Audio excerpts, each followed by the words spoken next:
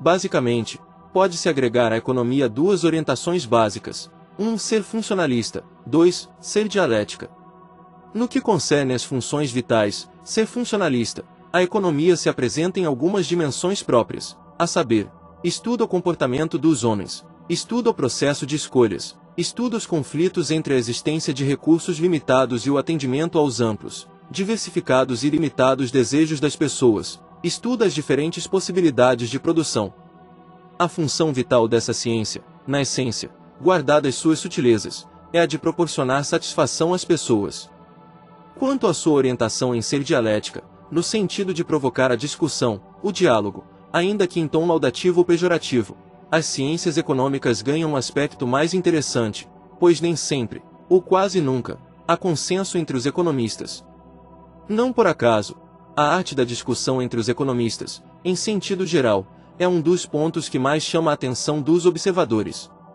Tomemos, nesse pormenor, a discussão em torno da questão conflitante ou amistosa entre o campo econômico e o social. Há alguns que consideram os mercados, por exemplo, como construtores do campo social. Esses enxergam que os mercados operam, sempre, de modo a patrocinar o bem comum. Outros, no entanto, entendem que os mercados são sempre gerados de crises, promovendo, por consequência, uma convivência conflituosa com o aspecto social. A partir disso, uns buscam construir uma economia civil, civil economy, enquanto outros pautam a realidade econômica apenas no lado mercantil. Os que defendem o mercado como elemento de construção da harmonia, entendem que sempre há e haverá sintonia do mercado com o aspecto social.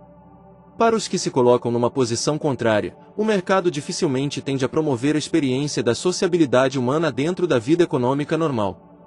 Para uns, a teoria econômica está correta em ser centralizada nas mercadorias e no mercado; para outros, a base de fundamentação técnico-teórica da economia é a vida humana, com todas as suas manifestações: trabalho, lazer, bem-estar, bem-viver, consumo, produção, etc. Dentro dessas manifestações emerge uma importante pergunta: afinal, qual é o horizonte da economia? Em nosso entendimento, o horizonte da economia é um só: a construção de uma nova sociedade.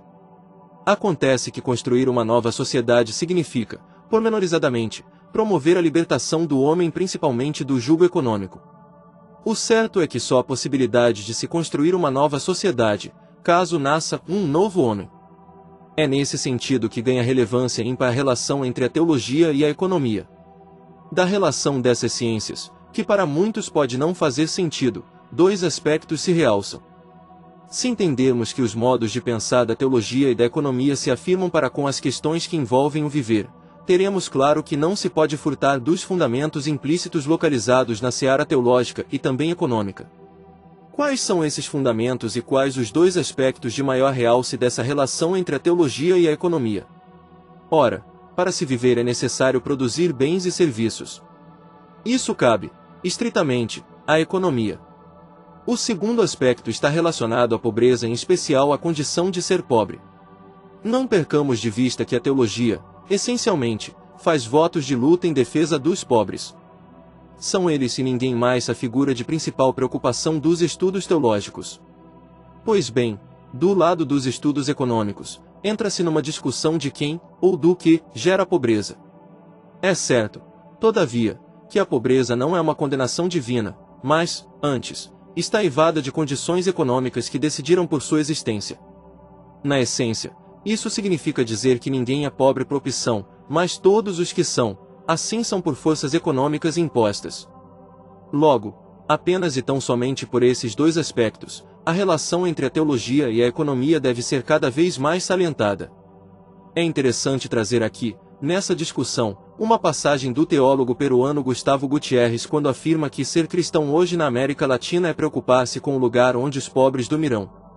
De igual monta, cabe adaptar essa contextualização para o aspecto econômico e se preocupar com o que os pobres comerão, se é que terão a oportunidade de comer algo. Nessa mesma linha de pensamento, nosso Dom Helder Câmara certa vez disse que, quando dou comida para os pobres, eles me chamam de santo. Mas, quando pergunto por que os pobres não têm comida, eles me chamam de comunista.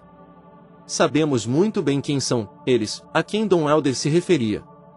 Resta apenas fazer com que eles não atrapalhem mais a condução da economia para a realização de seu verdadeiro horizonte, construir uma nova sociedade.